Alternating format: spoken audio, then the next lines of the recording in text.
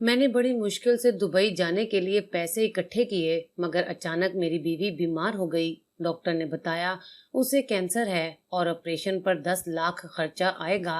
मैंने बीवी को घर छोड़ा और रात को चुपके से दुबई निकल गया। मैंने सोचा अब बीवी मेरे किसी काम की नहीं रही, 5 साल बाद आऊंगा, बीवी और बच्चे मर गए होंगे। मैं दुबई में ऐश करता रहा। जब 5 साल बाद घर आया तो मेरा दिल फट गया, क्योंकि अरे तू अभी तक यूं ही बिस्तर पर पड़ी है। तुझे कितनी मर्तबा कहा है कि मेरे आने से पहले गरम गरम रोटी तवे पर डाल दिया कर। एक तो थका हारा काम से घर आता हूँ, होटल से भी कुछ लेकर नहीं खाता, और तू है कि तुझे मेरी फिक्र ही नहीं। जब देखो बिस्तर पर पड़ी रहती है। ये नहीं कि शोहर घर आ रहा है, उसके लिए कुछ खाना ही बना दूं।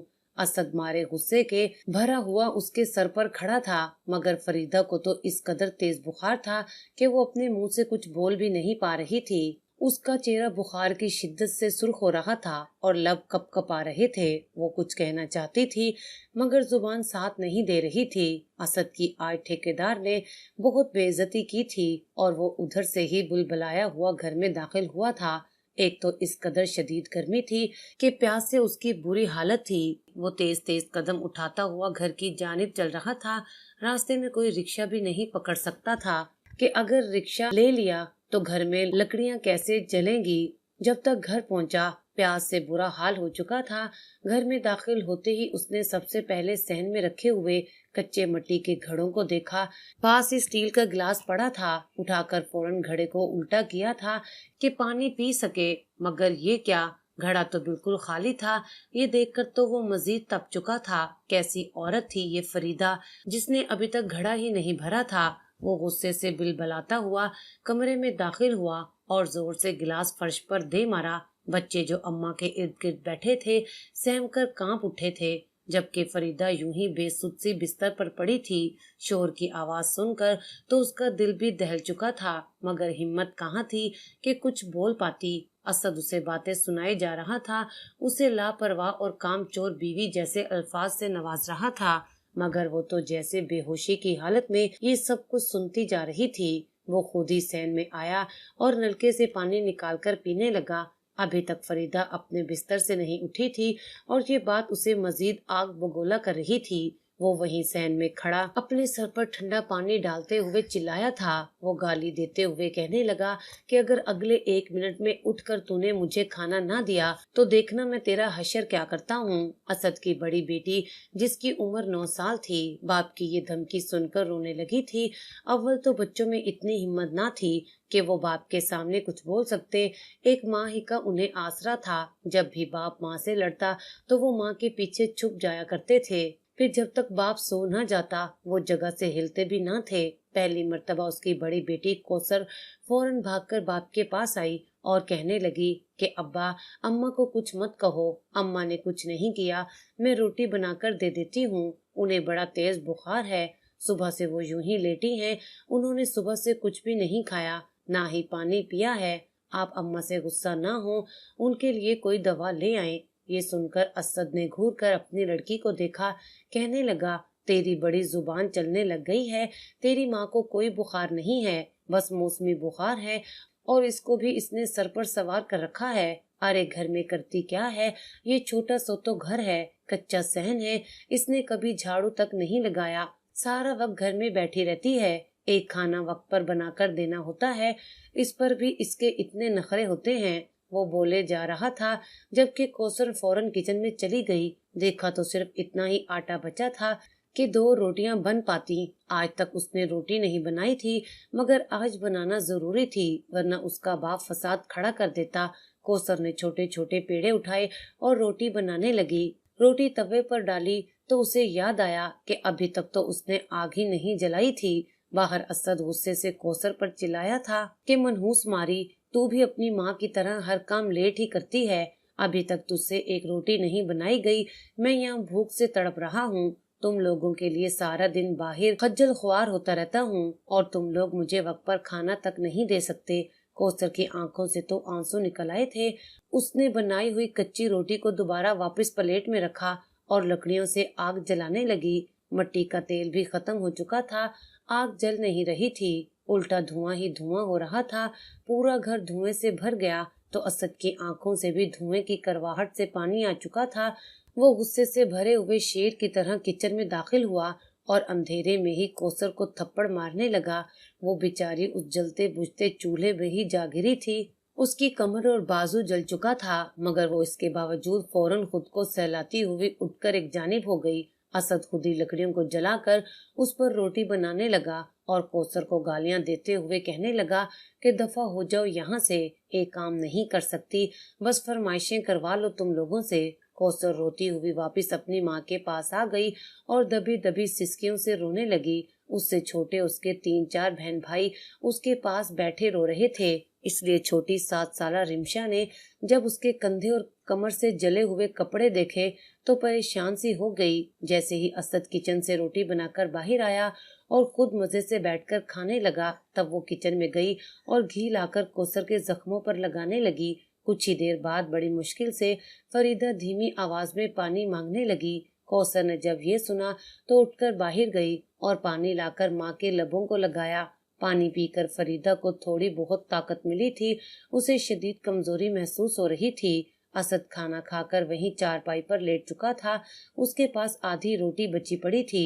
भूख तो बच्चों को भी लगी थी, मगर माँ की ये हालत देखी तो बच्चों ने वो रोटी लाकर माँ को खिलाना शुरू कर दी। खाना खाकर फरीदा की आंखें कुछ खुली थीं। बुखार की शिद्दत भी कुछ कम हुई थी तो उसने कौसर को एक नजर देखा था। उसका वजूद झुलसा हुआ था। उसने बच्चों से दरियाफ्त किया तो कुछ देर पहले जो कुछ हुआ था बच्चे वो सब माँ को बताने लगे। फरीदा को तो गुस्सा आ चुका था। वो कहने लगी कि ये बाप है या हैवान, कोई जानवर भी अपने बच्चों के साथ ये सलूक नहीं करता। मुझ पर ना सही, कम से कम अपने बच्चों पर तो रहम कर लिया करो। फरीदा को बोलता सुनकर असद एक मर्तबा फिर से चिल्लाने लगा। दोनों के बीच लड़ाई शुरू हो चुकी थी और बच्चे एक तरफ बैठे रो रहे थे। असद कहने लगा कि जब मुझे खाना बनाकर देने का वक्त था तब तो तू मरी पड़ी थी, और अब जब मैं खुद ही खाना बनाकर खा चुका हूँ और अब तुम में जान आ गई है। फरीदा रोने लगी थी। कहने लगी तुम मुझे डॉक्टर के पास क्यों नहीं ले जाते? न जाने मुझे क्या होता जा रहा है। मेरी तबीयत दिन ब दिन खराब होती जा रही है। न मेरी आंखें खुलती हैं और ना ही मुझसे कोई काम होता है। तुम मेरा इलाज करवाओगे तो ही मैं तुम्हारे काम कर पाऊंगी। असद खामोशी से वहां से निकल चुका था। उसे सिर्फ और सिर्फ खुद से मतलब था। बीवी बच्चों से तो उसे कोई सरोकार ही ना था। बच्चे पैदा करके तो जैसे उसने फरीदा पर कोई एहसान ही किया था। जो एक वक्त का खाना लाकर दे देता उस पर भी वो उन्हें बातें सुनाया करता था और बच्चे रोते सिसकते हुए वो खाना खा लिया करते थे। फरीदा की तबीयत बेहद खराब हो रही थी। ये देखकर असद को भी उस पर तरस आने लगा।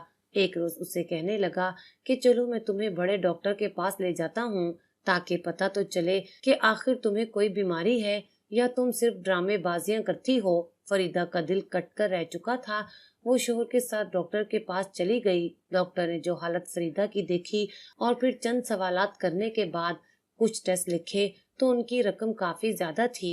असद ने तो हाथ उठा दिए थे। कहने लगा मेरे पास इतनी रकम नहीं जो मैं तुम्हारे ऊपर लगाता फिरूं।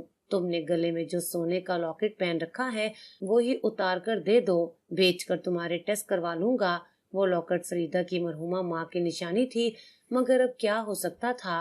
वो अस्पताल में मौजूद थे, इसलिए उसने वो लॉकेट उतार कर अपने शोहर को दे दिया, जिसे बेचकर फरीदा के टेस्ट करवाए गए। जब टेस्ट की रिपोर्ट आई तो फरीदा घर पर ही मौजूद थी। असद खुद ही मजदूरी करने के बाद डॉक्टर से रिपोर्ट लेने गया था। तब डॉक्टर ने जो बात उसे बताई वो सुनकर वो एक पल को साकित रह गया था। डॉक्टर कहने लगा कि फरीदा को कैंसर है, आपको जल्द अज जल्द इसका इलाज करवाना होगा, वरना इसकी जान को खतरा हो सकता है और फिर हम आपकी कोई मदद नहीं कर सकेंगे। तमाम हिदायत सुनने के बाद डॉक्टर ने उसे दवाइयों की पर्ची दे दी थी। वो सारी दवाएं कमोबेश 15 से 20 हजार के दरमियान की थी। उसने डॉक्टर से दवाइयों की पर्ची ले ली और अस्पताल से बाहर निकल आया। एक पल को तो उसका वजूद कांप गया था। भले ही वो जरा गुस्से का तेज था और फरीदा को बातें सुनाया करता था, मगर जो भी था वो उसकी बीवी थी। जिंदगी के 11 साल उसने फरीदा के साथ गुजारे थे। शक्लो सूरत की भी बड़ी अच्छी थी, मगर जब से ये बीमारी लगी थी उसका रंग और खूबसूरती खत्म हो गई थी। वो काफी कमजोर और हर वक्त बुझी बुझी सी रहने लगी थी। पहले जैसी रौनक उसके चेहरे पर नहीं रही थी और वैसे भी जिस गुर्बत की चक्की में वो पिस रहे थे, ऐसी हालत में भला किसे प्यारो मोहब्बत और इत्तेफाक याद रहता है।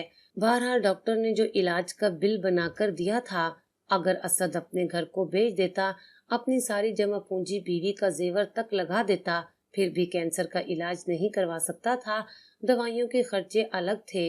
ये सोच सोचकर असद एक नतीजे पर पहुंचा। उसने रिपोर्टों को रास्ते में फाड़कर फेंक दिया और खुद घर चला आया। घर आया तो फरीदा उसी के इंतजार में बैठी थी। आज उसकी तबीयत कुछ बेहतर थी तो उसके आने से पहले ही खाना तैयार कर दिया था। असद घर आया तो फरीदा ने सबसे पहले उसे गर्मा गर्म खाना दिया और कहने लगी कि घर का सौदा सलफ खत्म हो चुका है, तुम कल राशन ले आना। असद खामोशी से उसकी हर एक बात सुनता रहा। जब असद कुछ ना बोला तो फरीदा खुद ही कहने लगी कि आज मेरी रिपोर्ट्स आनी थी, क्या आया है उन रिपोर्ट्स में, या तुम अस्पताल गए ही नहीं। ये सुनकर उसने एक नजर फरीदा को देखा और कहने लगा, तू मुझे सुकून से रोटी खाने देगी या नहीं? घर आते ही सवाल करना शुरू कर देती है। अभी मैं खाना खा रहा हूँ। फरीदा की जुबान पर तो वहीं ताला लग चुका था। वो खामोशी से उसके पास बैठी अपनी उंगलियां मरोड़ने लगी। बच्चे भी सहन में खेल रहे थे। इसी इंतजार में थे कि अब्बा खाना खाकर जो बचाएगा वो हम अम्मा के साथ मिलकर खा लेंगे। मगर तभी खाना खत्म करने के बाद असद कहने लगा कि डॉक्टर ने कहा है कि तुझे मलेरिया हो गया है। ये छोटी सी शीशी तुझे पीने को दी है। वो कह रहा था कि एक ही सांस में बगैर पानी के पी लेना, तेरी बीमारी ठीक हो जाएगी। फरीदा ने भी सुख का सांस लिया था कि शुक्र है कोई बड़ी बीमारी नहीं निकली। असद ने अपनी जेब से मलेरिया की दवाई निकाली और निकालकर फरीदा को दे दी और कहा कि ये पी लेना। उसने भी खामोशी से सर हिलाया। कई रोज से असद अपने एक दोस्त के साथ मिलकर दूसरे मुल्क जाने के चक्करों में था। किसी ने उसे बताया था कि एक एजेंट दुबई में मजदूरों को भेज रहा है, वहाँ पर बहुत काम है और उन्हें अच्छे खासे पैसे मिलेंगे। उसने अभी तक फरीदा को कुछ नहीं बताया था। यही सोचा था मुकम्मल हो जाएगा तभी बीवी को बताएगा। मगर अब जब उसने फरीदा की इस बीमारी के बारे में सुना तो उसने बताने का फैसला तर्क कर दिया। उसके पास जो भी जमा पूंजी थी वो सब उसने अपने दोस्त के पास रखवा दी थी और जो भी कमा रहा था उसमें से ज्यादातर रकम अपने दोस्त के पास ही रखवाता रहा ताकि दुबई जाने के लिए कुछ रकम अपने पास रख सके। उसका टिकट और वीजा दोनों ही फ्री थे। एक शाम जब वो परेशान हाल था अपने दोस्त के यहाँ गया तो वहीं से ये खुशखबरी मिली कि उसकी नौकरी दुबई में लग चुकी है और अब चंद रोज तक उसने दुबई जाना है। ये सुनकर असद की खुशी की कोई इंतहा न रही। घर में राशन खत्म था। उसने फरीदा को थोड़ा बहुत राशन लाकर दिया था। कहने लगा कि मेरे पास पैसे नहीं हैं, तुम इसी पर ही गुजारा करोगी। मजबूरन फरीदा भी चुप हो जाती कि शोहर के पास जब रकम नहीं है तो भला क्यों वो अपने शोहर को तंग करती रहे। वो खुद भूखी रह लेती और अपने बच्चों को आधी आधी रोटी करके खाने को दे दिया करती थी ताकि वो भूखे ना रह सके। एक रोज सुबह सुबह असद उठा। वो बड़ा ही खुश था। कपड़े पहने तैयार हुआ। फरीदा उसे गौर से देख रही थी। कहने लगी, क्या बात है असद, आज तुम बड़े तैयार हो रहे हो, ऐसे तो तुम कभी ईद पर भी तैयार नहीं होते। ये सुनकर असद कहने लगा, आज ठेकेदार ने हमें दावत पर बुलाया है, इसलिए हम पहले दावत खाएंगे, उसके बाद काम करेंगे। फरीदा खुश हो गई। फिर कहने लगी कि मेरे और बच्चों की तरफ भी ध्यान कर लेना। घर में राशन बिल्कुल खत्म है। आज रात आप राशन लाओगे तो ही हम पेट भरकर खाना खा सकेंगे। मैं नहीं चाहती कि मेरे बच्चे आज रात भूखे सो जाएं। ये सुनकर असद कहने लगा कि फिक्र ना कर, मैं आज राशन लेकर आऊंगा। ये सुनकर फरीदा मुतमईन हो गई, मगर न जाने क्यों उसे दाल में कुछ काला सा लग रहा था। बहरहाल असद ने एक नजर फरीदा पर डाली और फिर बच्चों को देखा। वो घर से बाहर निकल चुका था। बच्चे यही समझ रहे थे कि अब्बा मजदूरी करने गया है। फरीदा का भी यही अंदाजा था कि शोहर शाम को राशन ले आएगा, मगर उसे कहाँ खबर थी कि उसका शोहर तो उसे हमेशा के लिए छोड़कर दुबई जा चुका है। असद अपने दोस्तों के हमरा दुबई जा चुका था, मगर उधर रात हो चुकी थी। हर सू अंधेरा फैल रहा था और असद अभी तक घर नहीं आया था। बच्चों ने दिन से कुछ नहीं खाया था। भूख से उनकी बुरी हालत थी। बार बार अम्मा से सवाल करते, अब्बा कहाँ रह गया है, पहले तो कभी इतनी देर नहीं लगाता, मगरिब की आजानों से पहले घर आ जाया करता था। फरीदा अभी परेशान थी, तबीयत भी उसकी बड़ी खराब हो रही थी। बार बार खांसते हुए वो गली से बाहर झांक कर देखती। उसके साथ काम करने वाले सभी मजदूर जो इस गांव में रहते थे वो तो वापिस आ चुके थे, मगर आज न जाने असद कहाँ रह गया था। उसकी तो कोई खबर ही ना थी। मजबूरन रात को बच्चों को भूखा ही सोना पड़ा। बच्चे तो भूख से सो गए, जबकि फरीदा के जहन में कई सवाल उठ रहे थे। आज से पहले ऐसे कभी नहीं हुआ था कि असद घर न आया हो। पहले तो उसे ये परेशानी हुई कि कहीं असद को कोई नुकसान न पहुंचा हो, मगर जब उसने पड़ोस के शफीक भाई से पूछा कि असद कहाँ है, वो काम से घर वापस नहीं आया, तो वो कहने लगा, पता नहीं, वो तो कल भी काम पर नहीं आया था, बल्कि वो तो काम छोड़कर जा चुका है। वो कह रहा था कि मुझे एक और जगह अच्छा काम मिल गया है। ये सुनकर तो फरीदा के हाथ पांव फूल गए थे। आखिर उसका शोहर कहाँ जा सकता है। बच्चे भूख से बिलक रहे थे। उसने पड़ोस से बच्चों के लिए कुछ खाना मांगा तो पड़ोस की औरत ने उसे खाने के लिए कुछ दे दिया। उसने थोड़ा बहुत खुद खाया और बाकी अपने बच्चों में तकसीम कर दिया, मगर उसे परेशानी हो रही थी कि आखिर असद कहाँ जा सकता है। वहीं दूसरी जानिब दुबई में असद की अच्छी नौकरी लग चुकी थी। वो तो वहां पर मजदूरी कर रहा था। वहां पर उसे कम मेहनत पर ज्यादा पैसे मिल रहे थे। वो खुश था। उसके पास अच्छी खासी रकम आ रही थी, जबकि यहाँ उसके बच्चे भूख से बिलक रहे थे। बच्चों की भूख से ये हालत हो गई कि पड़ोस के जिस घर से भी खाने की खुशबू आती वो उस घर में झांकने लगते कि शायद ही किसी को उनकी शक्लों पर रहम आ जाए और तरस खाकर वो कुछ खाने के लिए दे दे। कुछ लोगों को उन बच्चों के मैले और फटे कपड़े देखकर तरस आ जाता। वो उनको खाने के लिए कुछ दे देते, वरना उन्हें भूखा ही सोना पड़ता था। फिर एक दिन फरीदा को उसके शोहर के एक दोस्त ने बता ही दिया कि उसका शोहर दूसरे मुल्क जा चुका है और वहाँ पर अच्छी नौकरी कर रहा है। बीवी बच्चों से तो उसने हर ताल्लुक ही तोड़ दिया था और कभी वापस नहीं आएगा। ये सुनकर फरीदा बहुत रोई थी कि उसके शोहर ने उसके साथ इतना बड़ा धोखा किया। उसे कैंसर था और ये बात तो अभी उसे मालूम ही नहीं थी। उसे अपने बच्चों का मुस्तकबिल स्याह नजर आने लगा था। भला वो अकेली अपने बच्चों का पेट कैसे पाल सकती थी, कैसे उनकी जिम्मेदारियां उठा सकेगी। उसे अपने शोहर से नफरत महसूस हो रही थी। वक्त गुजरता गया और यूं 5 साल मुकम्मल हो गए। दुबई में असद अपने बीवी बच्चों को भूल चुका था। उसने सोचा था जब घर जाऊंगा बीवी बच्चे मर गए होंगे और मैं दूसरी शादी कर लूंगा। 5 साल मुकम्मल हुए तो उसके बॉस ने पुराने वर्कर्स को शक की बुनियाद पर निकाल दिया था, जिसमें असद भी शामिल था। उसके जहन में फरीदा का चेहरा आने लगा था। अब तक तो फरीदा मर चुकी होगी और न जाने उसके बच्चे कहाँ गलियों में भटक रहे होंगे, जिंदा भी होंगे या नहीं।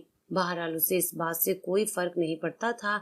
वो 5 साल बाद पाकिस्तान लौटा तो सीधे अपने घर आ गया, मगर वहां उसे जो मंजर दिखाई दिया, उसके पैरों के नीचे से जमीन निकल चुकी थी। क्या ये उसका घर था?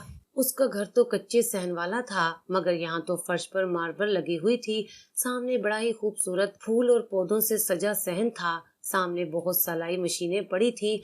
हर मशीन के आगे कुर्सी पड़ी थी। वहाँ पर गांव की 15 से 20 बच्चियां बैठी हुई सिलाई सीख रही थीं। सामने कुर्सी पर फरीदा बैठी सबको हिदायत दे रही थी, जबकि वहीं सैन में एक जानिब कालीन पर कुछ लड़कियां बैठी सिलाई कढ़ाई का काम कर रही थीं। फरीदा जवान बच्चियों में मगन थी। दरवाजे पर खड़े अपने शोहर को देखा तो पलके झपकना ही भूल गई थी। असद चलता हुआ फरीदा के पास आया और कहने लगा कि फरीदा तुम जिंदा हो, तुम मरी नहीं हो, तुम्हें तो कैंसर था। मैंने सोचा था कि तुम मर चुकी होगी। अगले ही पल जन्नाटेदार थप्पड़ असद के चेहरे पर लग चुका था। गांव की सारी लड़कियां उस जानिब देखने लगी थीं। फरीदा कहने लगी, क्यों आए हो तुम वापस? दफा हो जाओ इस घर से। तुम मर्द नहीं हो बल्कि ना मर्द हो, और अब दोबारा यहाँ पर कदम मत रखना, वरना तुम्हें पुलिस के हवाले कर दूंगी। कोई रिश्ता नहीं है तुम्हारा हमसे। असद तो बुखला चुका था। क्या ये वही फरीदा थी जिसे वो बीमारी की हालत में छोड़कर गया था? बीवी को इस हाल में देखकर उसे परेशानी सी होने लगी थी। वो बीवी से माफी मांगने लगा, कहने लगा कि मेरी बात तो सुनो, मैं तुम लोगों के लिए बहुत कुछ लाया हूँ। मैं तो तुम लोगों के लिए बाहर गया था। मगर फरीदा ने हाथ उठाकर चुप करवा दिया। कहने लगी कि मेरा और मेरे बच्चों का तुम्हारी जात से कोई वास्ता नहीं है। उनके घर से शोर की आवाजें सुनकर محلے والے بھی اکٹھے ہو چکے تھے۔ جب اسد کو وہاں دیکھا تو ہر کوئی اسد پر لان تان کرنے لگا اور دھکے دے کر اسے گاؤں سے باہر نکالنے لگا۔ سب کہنے لگے کہ خبردار، جو تم نے فریدہ کو دوبارہ ڈرانے دھمکانے یا اس کے گھر میں داخل ہونے کی کوشش بھی کی۔ اسد تو سر پکڑ کر بیٹھ چکا تھا۔ اب گاؤں والوں سے پتہ چلا کہ اس کے جانے کے بعد فریدہ نے اپنے بچوں کی خاطر لوگوں کے کپڑے سلائی کرنا شروع کر دیے تھے۔